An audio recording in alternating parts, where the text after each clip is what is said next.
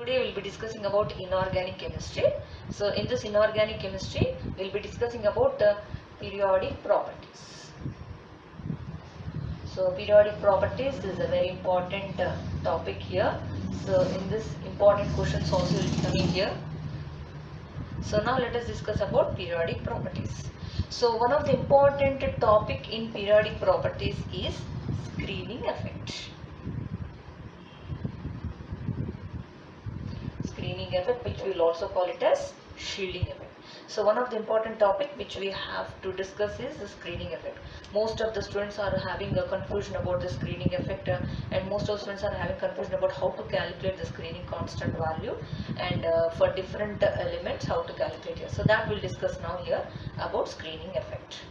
So what actually is the screening effect? So that we'll discuss now here. So now let us take the atom, nucleus, shells. The shells are having electrons like this. Now this electron, the last electron, is called as test electron. So this is the electron, we'll call it as test electron. So for this electron we are going to calculate the screening effect. So the electron for which we are going to calculate the screening effect is called as test electron.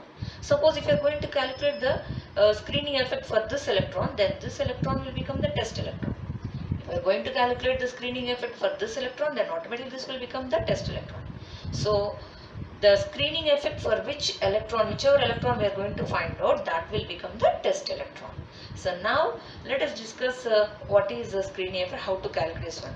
Simply, if you want to say what is screening effect means, simply it is the electron repulsion between the inner electrons and the test electron.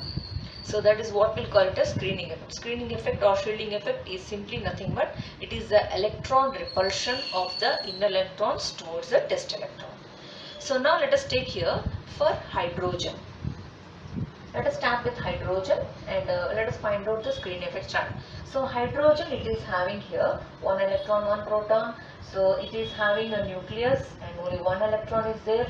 As there is only one electron, there is no screen electron. So therefore there is no screening effect for hydrogen. In hydrogen, therefore, only one electron is there. So there is only one, as there is only one electron, there is no screening effect because there is no screening electrons. There is no electron repulsions between the inner electrons. So therefore there is no screening effect for hydrogen. So hydrogen is the only.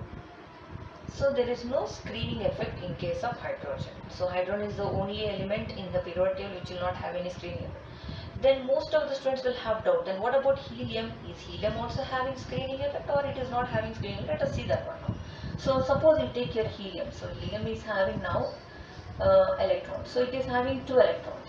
So let us take the electrons into the orbitals. So if you take the electrons in the orbitals, so it is like this, two electrons. Okay.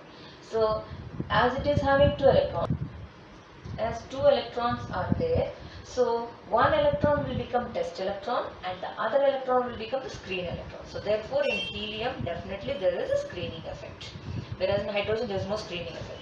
So if this is a test electron, this will become the screen. So there is an internal electron repulsion in case of helium. So definitely there is a screening effect in case of helium, but there is no screening effect in case of hydrogen. So then how to find out the screening effect? So that we have to discuss as a screening concept. So because of this screening, because of this electron repulsion, what happens is here there will be some decrease in the nuclear attraction. That is what we call as a nuclear charge. There is some decrease in the nuclear attraction for the test electron. So this test electron has to be attracted towards the nucleus. But because of this inner electrons repulsions, this test electron will not be effectively attracted by the nucleus. So there is some decrease in the nuclear attraction, and that decrease in the nuclear attraction is what we'll call it as effective nuclear charge. So there is a decrease here. So therefore we are calling it as effective nuclear charge. So what is this effective nuclear charge means? The decrease in the nuclear attraction for the test electron because of electron repulsion of the inner electrons is known as effective nuclear charge. So this will represent it as Z star or we'll say it as Z effective. Then how to calculate the Z star or Z effective? Z star or Z effective is equal to Z minus sigma. So what is the sigma? Sigma is nothing but screening constant, or we can call that as shielding constant, screening constant. So how to calculate the screening constant? If you know the screening constant value, you can substitute in this formula. We will get effective nuclear charge shown by the nucleus towards the test electron.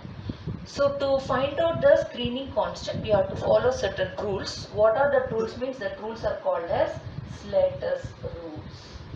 So we have to follow these rules to find out the sigma value. So I am telling here for helium how to calculate the sigma and how to calculate the Z star. For remaining elements we will discuss one by one.